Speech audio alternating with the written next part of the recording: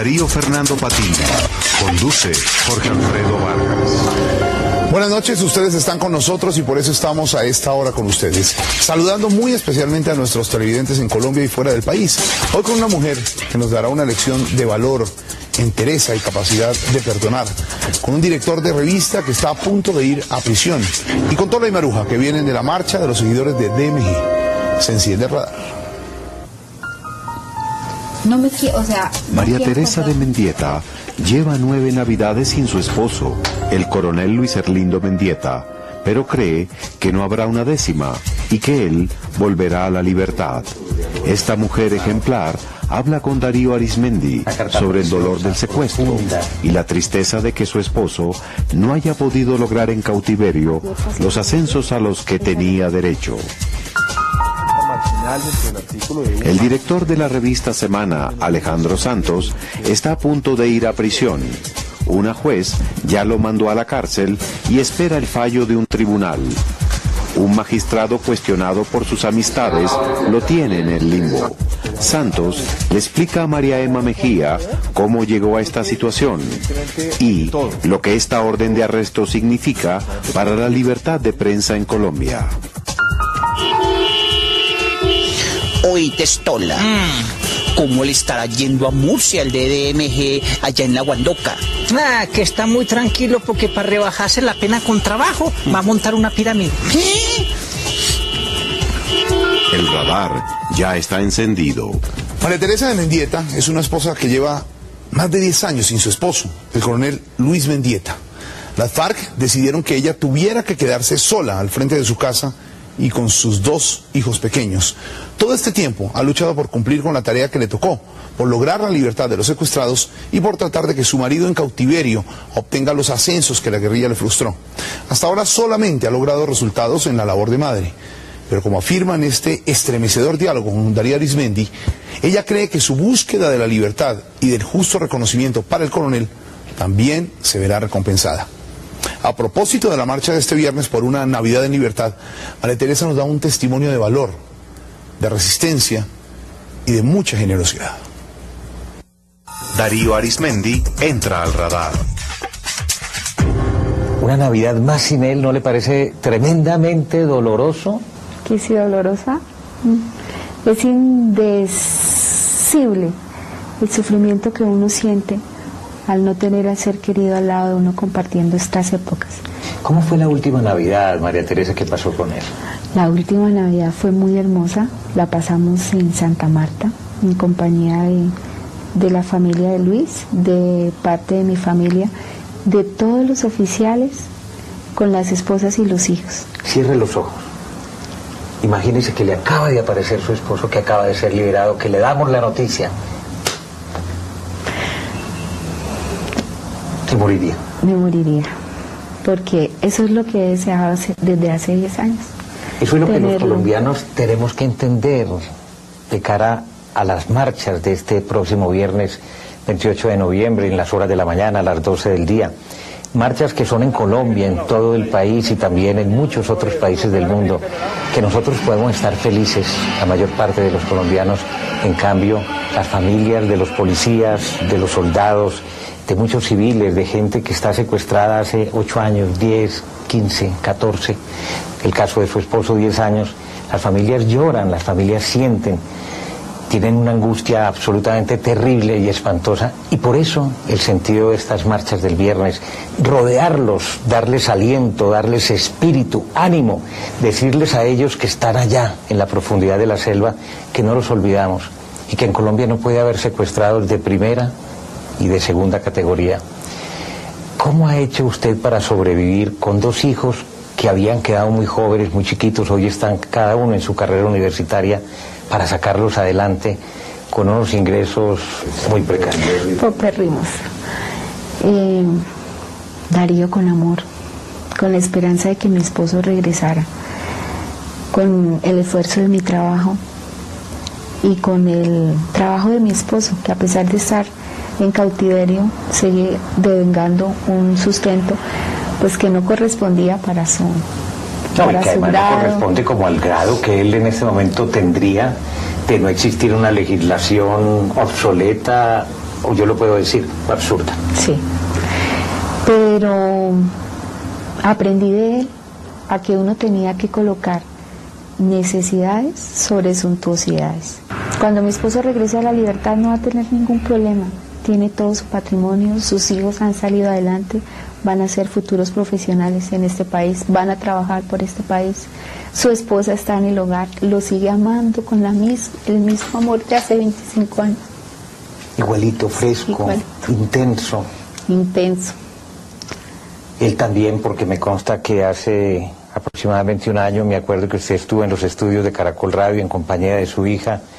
Sus lágrimas no pudieron leer la carta manuscrita que él y sus compañeros me habían mandado. Una carta preciosa, profunda, la guardo entrañablemente. Pero era tanto el amor que él respiraba por usted y por Colombia y por su institución, por la policía, que realmente conmueve, y estoy seguro de que él va a llegar con la misma vitalidad y con ese corazón fresco a quererlos y a recuperarlos para siempre. Sí, yo sé que sí, porque es recíproco. Yo creo que cuando lo elegí a él como esposo, escogí a la pareja ideal, a la persona idónea para compartir mi vida. ¿Qué es lo que más añora del coronel Mendieta? Que él es muy tierno, muy sensible, muy amoroso, cariñoso, muy dado a la familia, a ayudar a sus hermanos, ama entrañablemente a sus padres, a su mamá. Me ha conmovido mucho la historia que conocí, de que uno de sus hijos empezó a estudiar Derecho, pensó que su vocación era medicina, pero cuando entendió la magnitud de la tragedia del secuestro y de los derechos, de la pérdida de los derechos, regresó a estudiar Derecho en la Universidad Militar. Sí, es una historia muy bella, porque está pensando en su padre, está pensando en usted también. Sí. Su padre, el de su hijo, su esposo, perdió los derechos a manos de las FARC, pero no tiene la plenitud de los derechos tampoco ahora, porque él tendría que ser en este momento mayor general, ¿verdad? Sí, mayor general de la institución. Si hubiera tenido la oportunidad de que lo evaluaran como evaluaron a sus compañeros, de que evaluaran su trabajo, pero el secuestro le quitó esa posibilidad. ¿Qué ambiente encuentra en el Congreso para que pase esa ley que le permita ser mayor general? Es un ambiente muy propicio, pero también como con mucho temor de que si ascienden de pronto, no sé. Y yo les decía a ellos que no, en el país uno no debe actuar por temores, se debe actuar es en justicia y por principio de igualdad. Yo les decía a ellos también que muchos de ellos le deben la vida, su estabilidad familiar a los policías, a los militares y a la gente que los custodia y los guarda. ¿Cómo se lo imagina él en este momento, allá en la selva? Pensando en nosotros, orando mucho y deseando con todo su corazón salir a la libertad pronto. Ya cumplió su misión como comandante, que era porque ya casi todos sus hombres salieron a la libertad. Solo con él queda el mayor Murillo y el sargento Lazo, y el cadáver de Julián y el intendente Peña. ¿Y usted qué le diría a los colombianos? Yo quiero que les haga una invitación para que todos salgamos a marchar o a expresarnos, a manifestarnos de alguna manera, los que no puedan caminar, los que no puedan marchar, que se asomen a las ventanas, que salgan a los balcones, que se paren en la puerta de la casa, que hicen la bandera de Colombia, la bandera blanca, que se pongan una camiseta, en fin, que recen una oración por los que tienen en este momento la desgracia y ser víctimas del crimen del secuestro. Yo les quiero recordar a los colombianos las palabras que en tu carta decía mi esposo, que no era la agonía mental, ni las cadenas atadas a su cuello, ni la maldad del malo lo que les atormentaba, sino la indiferencia del bueno. Entonces, yo le digo al pueblo colombiano, no seamos indiferentes ante el dolor, ante la tragedia. Hoy me tocó a mí, mañana puede ser uno de ellos, y que deseemos con todo el corazón que el flagelo del secuestro del país termine de una vez por todas, que no lo vuelva a ver, que se hagan políticas fuertes y que se rechace desde muy adentro el secuestro. Es Es algo muy doloroso para las familias y para las personas que sufren esto. Si tú ves a los liberados, ellos siguen luchando de una manera u otra porque sus compañeros regresen a la libertad, porque sufrieron. Las cadenas del secuestro no quieren que ellos sigan sufriendo. Entonces que reflexionemos sobre eso, que nos apoyen. Pero miren, María Teresa, esa indiferencia de la que hablaba su esposo en esa carta entrañable que yo conservo, se ha empezado a romper. Se rompió el 4 de febrero, se rompió el 20 de julio, se va a destrozar completamente este 28 de noviembre. Estoy seguro de que las calles se van a inundar como nunca en la historia de Colombia por ese clamor. No más secuestros, libérenlos ya. ¿Qué está leyendo en este momento? El poder de la visión. Y en las primeras páginas, donde está la introducción, el doctor Miles Monroe habla sobre la visión y yo lo aplico a mi vida como la fe. Eso es lo que a nosotros como familia nos ha permitido soportar ese dolor tan desgarrador que es tener al esposo, al padre, al hijo, al hermano secuestrado. Porque no lo están destruyendo a él, están destruyendo una familia. Y si uno no tiene la visión de tener su familia unida, sería trágico, tanto para nosotros como para ellos allá en el secuestro. Entonces, ese ha sido el alimento de nosotros, visionar que ellos regresan a la libertad, que están al lado de nosotros, así no estén presentes, y romper esas cadenas de secuestro y que regresen a la libertad. Ese ha sido mi sueño durante 10 años, desde el día en que tomaron secuestrado a mi esposo y hasta la fecha. Y sé, lo presiento, lo tengo en mi corazón, que en esta Navidad el sentir de todo un pueblo va a ser realidad, que ellos regresen a la libertad. Se lo merecen todos, han sufrido demasiado, ellos y las familias, el pueblo colombiano. Y a las FARC, a esos muchachos, a esos niños, a esos jóvenes que tienen secuestrados a tantos compatriotas, que son hijos de familia, que tienen papá, que tienen mamá, que tienen hermanos, han sufrido seguramente mucho. Algunos hoy también están secuestrados de alguna manera por su propia organización, no pueden salir de allí, los asesinan. Un llamamiento de pronto tiene el eco en el corazón de alguno de ellos.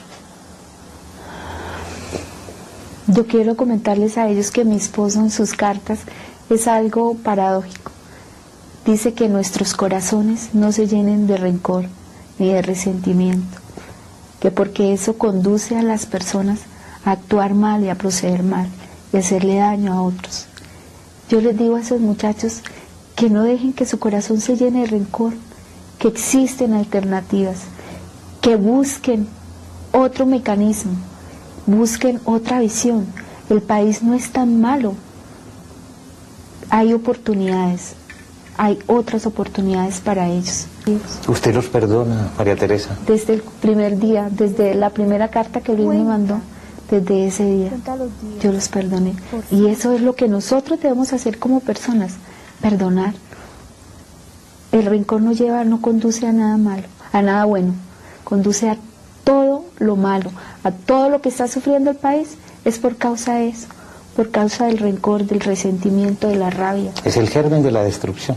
El germen de la destrucción. Así como el amor, el perdón, es el germen del futuro de la dignidad y de la libertad. Sí, eso es cierto. Que Dios la bendiga. Amén. Gracias. Díganme si después de oírla no dan más ganas de salir a clamar, a gritar, a suplicar por la libertad de los secuestrados este viernes y todos los días del año. Acompañémoslos a ellos, por favor. Y otro de los temas que por estos días ocupan la atención del país es la orden de arresto emitida por una juez contra el director de la revista Semana, Alejandro Santos. El periodista no ha ido aún a un calabozo porque apeló y un tribunal debe dar la última palabra. Pero la discusión ya está sobre el tapete. Después de haber rectificado 2 veces una alusión a un magistrado del Consejo Superior de la Judicatura, ¿el director del medio debe de todas maneras ser arrestado? ¿Es claro y transparente este fallo de la juez? Varios analistas consideran que no, pero el propio afectado le cuenta a María Emma Mejía su versión de los hechos y confía en que esta situación permita dejar en claro los límites de la prensa, pero también los límites de los jueces. María Emma Mejía entra al radar. Bueno, usted está a punto, no sabemos si esta noche o cuándo o en un tiempo de ir a la cárcel por un fallo de la jueza 16 del circuito de Bogotá. ¿Qué fue lo que pasó? Sí, María Emma, lamentablemente estamos en este episodio triste donde hubo una tutela que interpuso un magistrado del Consejo Superior de la Judicatura, José Alfredo Escobar Araujo, porque después de que nosotros publicamos una historia que ni siquiera era sobre él, hicimos una alusión a él, metió una tutela en la cual él se sentía mancillado su nombre y honra y buen nombre, y nosotros pues rectificamos una vez, no fue suficiente en criterios de la juez, rectificamos una segunda vez, consideramos que cumplimos absolutamente todo lo estipulado en los criterios de la rectificación, todos, digamos, los elementos de equidad y proporcionalidad que en estos casos se utiliza, y no fue suficiente. Que exactamente sea titular, más o menos de la misma... Que la misma equivalencia, es decir, lo que dicen es que uno no puede cometer errores en las portadas o en las primeras páginas y rectificar en los clasificados, y viceversa, uno no puede cometer errores en los clasificados y pretender rectificar en las portadas. ¿Y qué fue lo que se dijo, que al magistrado tanto lo afectó? Era una referencia marginal dentro del artículo de un párrafo y medio, y donde nosotros decimos que el doctor Escobar Araujo se refería en muy buenos términos en un discurso a una persona que consideramos que era bastante controvertida y se movía muy bien en el ambiente judicial. Entonces el artículo era sobre esta persona y nosotros hablamos en una alusión marginal al discurso que pronunció este magistrado en favor del señor Asensio Reyes, y ahí es donde él se sintió, digamos, que su honra y buen nombre afectadas, y nosotros pues ahí fue donde arrancamos las rectificaciones, pero cuando decidió la juez que no era suficiente y que deberíamos hacer una referencia en portada, ya consideramos que se habían, digamos, desbordado todos los límites, y fue donde, pues, muy respetuosamente, nosotros le mandamos una carta a la juez y le explicamos por qué considerábamos que esa decisión iba en contravía a las reglas planteadas en la jurisprudencia frente a la rectificación. ¿Qué puede hacer esa juez o qué instancias, dijéramos, hay futuras? ¿A quién se apela en este caso? Esa orden de arresto tiene que ser revisada por el tribunal, y ese tribunal o estará de acuerdo con esa orden o estará en desacuerdo. Y lo segundo, que es paralelo a este proceso, es que el caso de tutela está en la Corte Constitucional, y la Corte Constitucional ya decidió revisar la tutela. Alejandro, esta no es la primera vez que ocurre un caso similar en Colombia. Sojo, de esta misma casa editorial, cuando la famosa carátula de los 12 apóstoles, Alejandro Ordóñez, el actual candidato a procurador como magistrado, entuteló a la revista, y estuvo, creo que Daniel Samper a puertas de la cárcel. La Mega también, cuando el medio utilizó un léxico que no consideraba apropiado, organizaciones de familia, creo que Juan Carlos Pastrana, en fin, muchos casos se han dado. ¿Cómo prevenirlo? ¿Cómo se puede trabajar, dijéramos, ese borde entre la justicia, lo que un medio puede decir, y la responsabilidad y el riesgo del medio al hacerlo? Yo creo que aquí, María Emma, está en términos generales frente a dos derechos, ¿no? El derecho a libertad de expresión y de prensa, y a que la gente tenga derecho a estar informada, y otros derechos, en este caso el derecho a la honra y el buen nombre.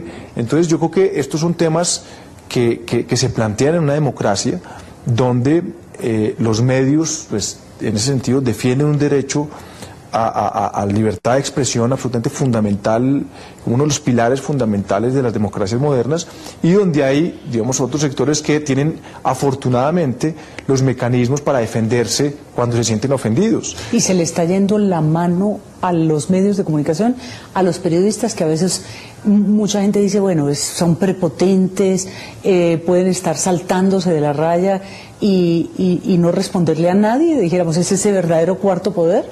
Yo creo que, pues, evidentemente hay de todo, pero yo fundamentalmente puedo decir que los medios no están por encima de la ley, la prensa no está por encima de la ley.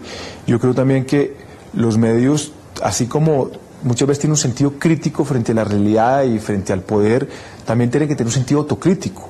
Es decir, cuando un medio se equivoca, tiene que tener la gallardía y la transparencia y la honestidad de reconocerlo. Porque el tema de la buena fe es muy importante acá. Cuando uno comete un error de buena fe y adicionalmente al error de buena fe asume una actitud autocrítica y transparente de rectificar en condiciones de equidad, está cumpliendo con lo que plantean, digamos, la jurisprudencia y las normas constitucionales. El problema es que la gente afectada con los errores y los desbordamientos de los medios tenga la posibilidad de defenderse a través de la tutela, a través de demandas, pero que esos mecanismos no se conviertan en instrumentos para coartar la libertad de prensa. Alejandro, internacionalmente hay algún mecanismo, como existe en derechos humanos la Corte Penal Internacional, algo similar que lo proteja a uno, la CIP, la FLIP, algún mecanismo que dijéramos proteja al periodismo colombiano o al periodismo? En estos temas, digamos, evidentemente en este caso, pues ha despertado el interés y la preocupación de todos los organismos de defensa de la libertad de prensa, tanto en Colombia como en el mundo. Pues digamos que aquí pues ha habido, digamos, han llamado de Nueva York, del CPJ de Nueva York, de la Corte Interamericana de Derechos Humanos en Costa Rica, de la OEA, la CIP, etcétera, preocupados por el antecedente que se está planteando para la libertad de prensa en Colombia. ¿Pensó que alguna vez le fuera a pasar esto? ¿Que de verdad pudiera ir a la cárcel por decir algo en su medio? Yo creo que los periodistas en Colombia, digamos que pues, estamos acostumbrados a vivir muchas situaciones, y cuando un periodista o cuando un medio escarba, pone el dedo en la llaga, destapa escándalos y asume una posición de fiscalización frente al poder, frente a funcionarios, pues evidentemente va a haber reacciones frente a eso. Este pues es un episodio más de innumerables que ha pasado la revista Semana y sus periodistas y los periodistas de este país. Este es el menor de los problemas cuando vemos la cantidad de periodistas asesinados en los últimos 20 años en Colombia, María Emma. Yo creo que hay que mirar los periodistas de provincia, que realmente son unos mártires de este país, por buscando la verdad, son asesinados, saben que los van a matar y siguen persiguiendo la verdad. Entonces, pues esto es una pequeña muestra, en este caso muy mínima, frente a lo que han vivido otros periodistas en Colombia, y que gracias a su legado, gracias a su ejemplo, pues nosotros seguimos luchando. Pues esperemos que ese fallo de la Corte Constitucional nos dé luces precisamente para saber dónde es el margen y cómo moverse a futuro, y que la próxima entrevista la hagamos siempre aquí en Revista Semana como se merece. Muchas gracias por acompañarnos esta noche en el Radar. No, muchas gracias, María Emma, por esta entrevista. Y pues el tema en el fondo en este caso no es la Revista Semana de Alejandro Santos, sino realmente el precedente para los demás periodistas de este país, en provincia o en las grandes ciudades, para que puedan informar de una manera libre e independiente. Confiamos en que esta situación se resuelva y que los tribunales y la Corte Constitucional arrojen luces para el oficio periodístico. Y hablando de luces, ya llegan las luminarias de la noche, las investigadoras, las reporteras que se caminan las calles de arriba abajo. Llegan Tola y Maruja. Tola y Maruja entran al radar. Entran. Hola, señor. Este caracol sí está más lejos que el verano. Sí. Ay, ¿cómo está? Mire, están con paso lento, cansado. Ay, joder. Gilmar Alfredo. ¿Cómo? Gilmar Alfredo. Ay, rendidas. Venimos ahí del Parque Nacional, estamos con todos los damnificados de DMG. Estaban en el parque, en la manifestación. Ahí estamos, vea. Estamos porque estoy haciendo una colecta para pagar el abogado en Murcia. Están, sí. Pero los damnificados dieron puros vales, que cuando les den la plata, pues la ponen. Claro, les devuelven la plata y ellos ponen en efectivo. Y nos la confiaron a nosotras, porque como nosotras no tenemos cuenta en DMG, pues... Como no somos de DMG, confían en nosotras. Claro que nosotras fuimos porque nos enteramos que estaban repartiendo cachuchas y camisetas. Ay, sí, blanquitas, lo más de bonitas, ¿cierto? Recién lavadas. Oiga, qué genterío de gente. Sí, mucha gente, ¿no? Es que esas marchas de tumbados por las pirámides son muy concurridas, porque como todos están enseñados a llevar más gente. Claro, la pirámide lleva más gente, claro. Exactamente. El problema es que con la gente hay que tener mucho cuidado con la gente. Bravos. Está muy bravo con Uribe. La gente está muy brava con Uribe. Y el problema con la gente del Putumayo es que cuando esa gente se emputumaya, ¡Ave María! Pero qué pesar. A mí me va a pesar de Murcia porque ya le están inventando de todo. ¿Cómo? Vea, hoy la policía cogió un cargamento de coca. Sí. Y tenía que las iniciales de DMG. Los sellos, pues. Sí, es un sello Sí. con las iniciales de DMG. Ahora no falta sino que digan que las tarjetas prepago que entregaba Murcia son para picar la tal maracachafa esa. La tal coca. Ave María. Ve, Gilmar Alfredo, vos que sos de la farándula, ¿la coca se fuma? Yo que soy de la farándula. ¿Qué tiene que ver una cosa con la otra? No entiendo la pregunta. Y, señor. ¿Qué se siente con la coca? ¿Vos te No tengo ni idea porque nunca la he probado. Gracias a Dios. Está tan inexperto este Jorge. Bueno, un día pero primero ustedes. Es que dicen que quita el sueño, pero Sí. como que es muy fuerte porque Sí. con las meras pirámides no dejan dormir a Uribe. Sí. No, ¿le contamos? ¿Qué? ¿Qué van a Contarle, decir? yo no soy capaz. Ay, no. ¿Qué pasó? Gilmar Alfredo, es que nos propusieron que salir en bola en la revista Soho. ¿No cómo? No. No, ningún periodista del Radar está autorizado a salir así en... Imagínese usted, por ejemplo, No, ninguno. ¿Cómo? No, espérenme. Vamos a comerciales y regresamos para hablar de esta propuesta que le acaban de hacer a las niñas. Ningún periodista puede, ninguno está autorizado, ninguno clasifica, Jorge, del Radar. Por ejemplo. Oíste, Jorge, no, pues a ver, José Gabriel en pelo, a ver, Jesús, María y José. Ve, Jorge, entonces, ¿cómo te parece? La propuesta es que nos empelotemos pues en diciembre para la revista, pero nosotros les dijimos que siempre y cuando las fotos no sean artísticas, sino pues común y corriente, ¿cierto? Tamaño cédula. Sí. Porque todas las fotos son artísticas. Artísticas, sí. Pero bueno, nos ofrecieron portada. Ustedes dos en portada de Soho. Y dijeron que nos iban a colaborar por lo de la portada, para disimular la piel, la portada va a ser en cartón corrugado. Jorge, vamos a tener también raspa. Como el de... Los hombres como el de Amparo. raspan, los hombres raspan No. y salen las partes nobles. Pero entonces nosotras pedimos que nos pongan el raspa por detrás. ¿Cómo? Para aprovechar, para que nos rasquen la espalda. Eso es buena suerte. No. Pero no, eso no puede ser. No, pues, Jorge, estamos dudando, francamente. No sabemos qué hacer. Porque... Sí, pues. Pues que la gente pues nos escriba lo que... Estamos dudando, a ver, porque es que siempre da cosa mostrar la figura, pues sí. Pues duden, entonces a ver si la gente nos ayuda a decidir y nos escriben a la página web, que es www.tolaymaruja.com, para que opinen. Entre los que escriban vamos a rifar las naguas.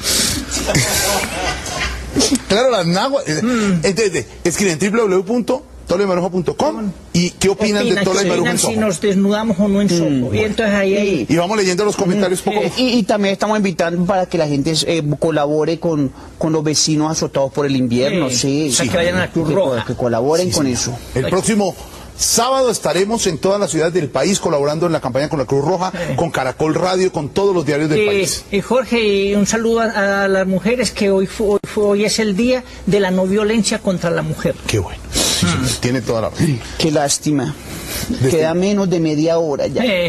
Y un consejo de las mujeres que para que eviten que el marido les pegue, pues no den motivo. Ay, Dios.